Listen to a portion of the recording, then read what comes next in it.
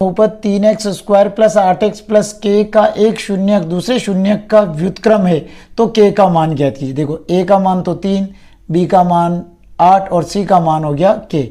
अब इसमें पहला शून्यक तो हो जाएगा अपने पास में ए।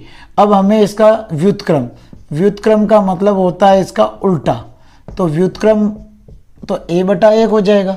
तो a इंटू 1/1, तो इंटू आ रहा है यानी शून्यकों का गुणनफल, और शून्यकों का गुणनफल का सूत्र होता है c/a।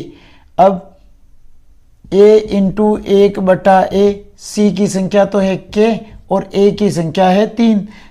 a से a काट दिया, k को बटा 1 बचा, 1/1 बराबर k/3, क्रॉस गुणा किया तो k बराबर 3 हमारे इस सवाल का आंसर होगा। बहुपद 3x² प्लस 8x प्लस के का एक शून्यक दूसरे शून्यक का व्युत्क्रम है तो के का मान ज्ञात कीजिए। देखो ए का मान तो 3, बी का मान 8 और सी का मान हो गया के। अब इसमें पहला शून्यक तो हो जाएगा अपने पास में ए। अब हमें इसका व्युत्क्रम का मतलब होता है इसका उल्टा, तो व्युत्क्रम तो a/1 हो जाएगा। तो a इंटू 1/1, तो इंटू आ रहा है यानी शून्यकों का गुणनफल, और शून्यकों का गुणनफल का सूत्र होता है c/a। अब a इंटू 1/a, c की संख्या तो है k और a की संख्या है 3।